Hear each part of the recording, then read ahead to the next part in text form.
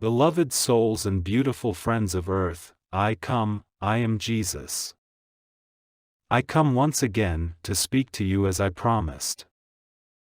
There is a plan and rhythm to those topics of which I will speak of now and in the future, for I wish for these messages to be combined in a document that will help many upon the earth plane understand their journey, their spiritual nature, and the truth of their souls. Today I wish to address once again the conditions of your earth plane, so that you may understand the forces which are influencing and creating difficulties in your earthly life. I wish to speak of the power of thought and emotion, and the power of each soul's actions upon the earth, creating the conditions in which you are all immersed and are all influenced by, to some degree. It has been said that thoughts are real things, and this is a truth, that the power of those ideas and inklings of the mind have an influence upon the atmosphere of the earth, as do the emotions, as do the physical actions of each individual. Though the physicality of humanity in their expression upon the earth is most evident to the five senses, these other energetic forms of human creation are not as evident, nor known widely by humanity, and yet, we in spirit see very clearly the effects of each individual's thoughts and emotions expressed in the world. As the population of your earth continues to grow, the dynamic outcome of human behavior is vast and powerful in influencing all aspects of your earth plane.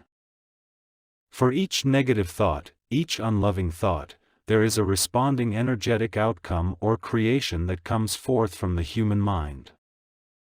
So it is with human emotions as well, which combined together creates a potent force in the world.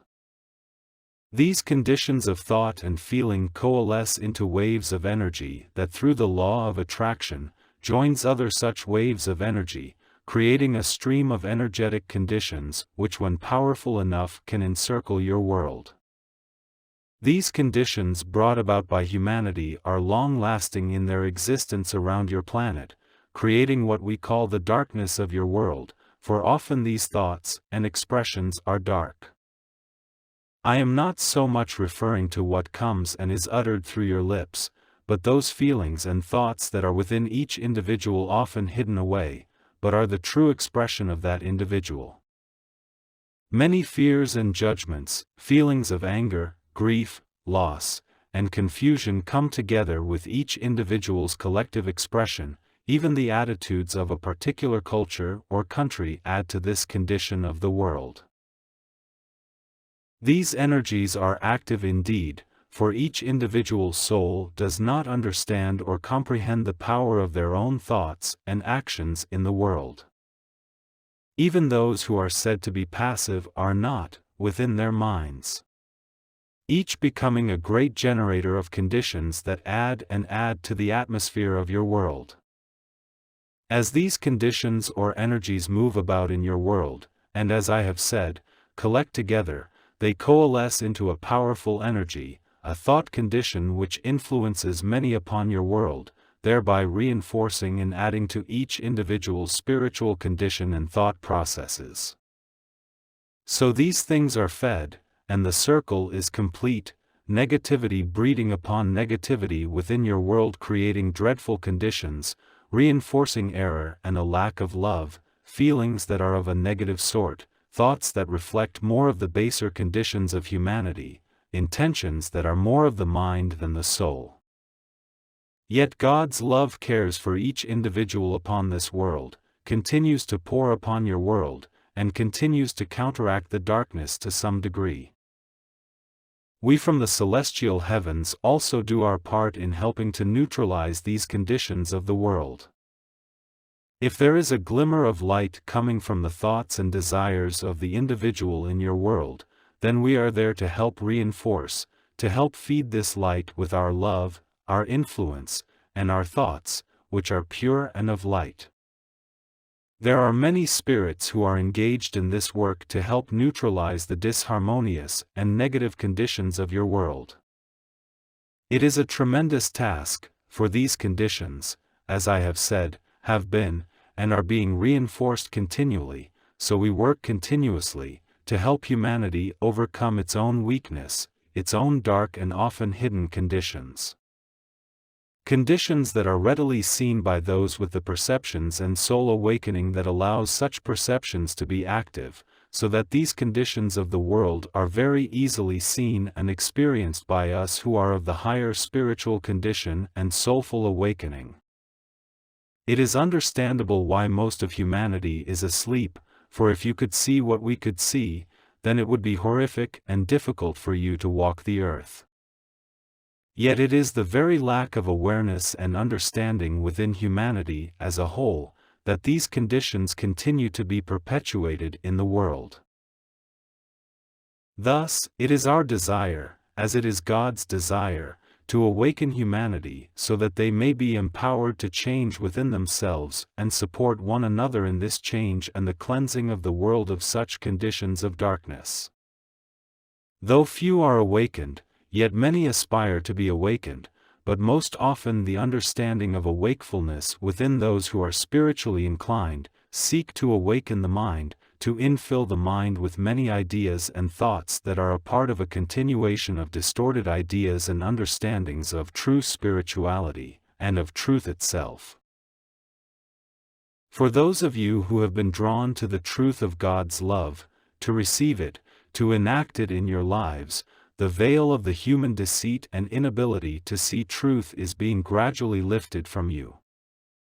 This is a gradual process because of the laws of love, the laws of attraction and God's mercy upon each soul, for to pull this curtain away dramatically from each individual would be a cruel act, an act that lacks love.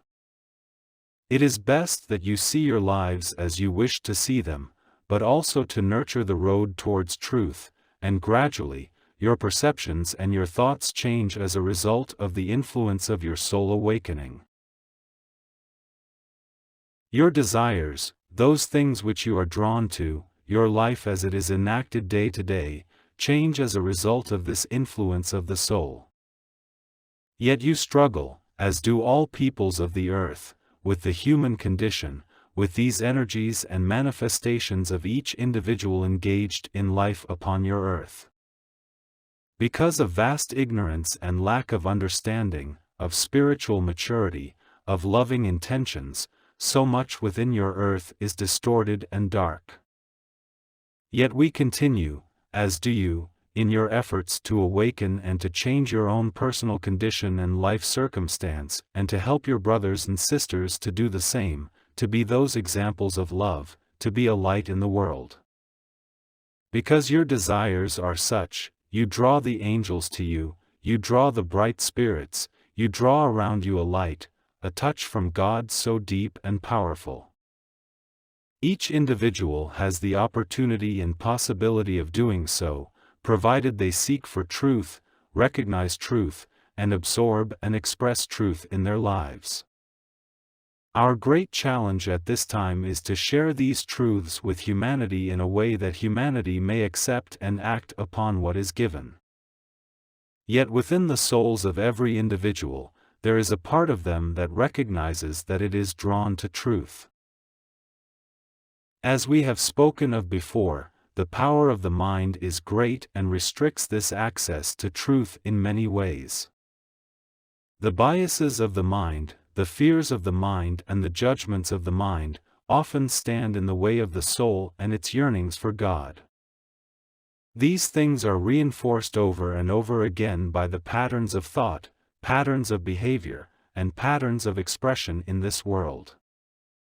In a world that is meant to be free and full of love, easily expressed and shared amongst individuals, there is a little of this condition, and this love is given with caveats, with expectations, with intentions and desires that are mainly of the mind, and do not reflect the soul's way, that is more unconditional. Yet as your souls continue to grow, this desire to express love unconditionally will become stronger and predominant, and with the power of unconditional love, becomes a great expression of light and energetic conditions that are broadcast into the world and helps to neutralize the dark conditions that are so prevalent. So God nurtures each of you, beloved souls. God continues to guide you, support you, and love you, so that you may be great channels of love and light, great neutralizers of darkness, doing God's work and will in your world. Even when your intentions are not directed in this way and your minds are elsewhere, still the pulsating light of your souls continues to broadcast this light out into the world, bringing a measure of peace, goodness, and love. As you pray collectively, so the pulsations and emanations of your souls join together to create a powerful condition, broadcasting great light and love, and this is reinforced by your angel friends, who are with you in these efforts. It is important for many circles of light, groups in prayer, to come together as often as possible, to work towards this grand scheme of neutralizing the human condition and bringing about conditions that are favorable for the awakening of the soul. It is a great plan, a plan that God has put into motion that will in time bring the healings and changes necessary, so that this condition may be neutralized, and the loving condition of God, inspiring humanity and expressing love and light, will come about. It is important that those of you who are stalwarts in your efforts, continue to pray and seek the light of truth, the light of love, to continue with your efforts and to double your efforts, to reach deep within your soul and feel the yearning there. For it all begins with the yearning of the soul. It all begins with your acceptance of that place within you that seeks so earnestly the love of God and to be in that place, that condition of harmony with God. The soul is a powerful force, much more powerful than the mind, if the soul is awakened. The soul can broadcast great energies, light, conditions that are antagonistic to darkness and help to disperse it effectively. You must develop your souls, beloved and beautiful brothers and sisters. You must go to God to receive this great gift of divine love and the upliftment of your soul in light. You must do so humbly and earnestly, acquiescing the mind with peace and a sense of purpose, joy and love, creating around you an atmosphere that is pure, heartfelt and full of grace. As you generate these conditions around you, so you help change the atmosphere of your world. As more of your compatriots continue to pray and develop in the light and truth of God's love, so you become a powerful active agent of God in His plan to restore this world in light, to bring peace and harmony. As the clouds of human thought dissipate and the conditions of fear and all that is of darkness within the human condition dissipates, because the forces of heaven and earth have come together for great change and great healing, so your children, and your children's children, will know a different world, a world where love is the predominant and active agent of life. In this world, changed and healed, the struggles of humanity will diminish greatly to the point where your present life will no longer exist. Rather, the world will be a different place, and the intentions and actions of life, the human life, will reflect these conditions of light and love. The burden of human toil will not exist, the suffering of physical ailments will not exist, every soul will feel loved and a sense of belonging to the family of humanity. These things seem unreachable to you at this time, my beloved and beautiful friends, but it is where the course of humanity is continuing to flow and will reach this someday. More and more souls are awakening, more and more, the ugly intentions of those who are dark within, are being exposed and recognized for what they are. The road towards change often begins with great shifts, difficulties and struggles, but the rewards of such change, neutralizing the conditions which are in darkness, are great indeed. Every parent's desire for their child is to live a beautiful and fulfilling life, filled with love, filled with joy. Indeed, this is God's intention for humanity, and it will come to be in time. It requires those brave souls to step forward and begin within themselves to change, and awaken, and shift and struggle, in order to find love and harmony. My brave and beautiful friends, you seek this journey of reconciliation with God, so you will be blessed and carried forth in light and love, so you will come to know your true selves, your souls, and the great potentials of your souls, as you grow in this gift of love. And you will become God's true children in your purity, your beauty, your capacities to express all the wonderments of your soul, and as God's channels of light and love. This is your destiny, beloved souls. Its progress is determined by your choice every day to walk in light, to be with God, to allow the inner changes to manifest outwardly in your lives, your thoughts, and your deeds. May you continue to walk this road of such promise, this road of such grace, this road towards at-one-ment with God. I walk with you, beloveds, I walk with you. May you find your place in the world, this purpose that God has intended for you individually. May you awaken to all the beauty and wonderment of your own soul. May you see yourself as a loving companion to your brothers and sisters who walk with you.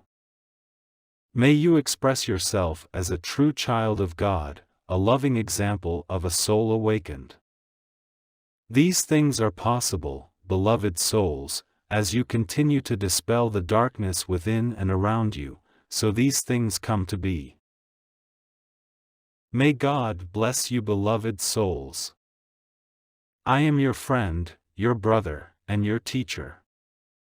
I am Jesus. My love for you is great. I walk with each one of you, and will do so for all eternity. God bless you. God bless you, dear ones.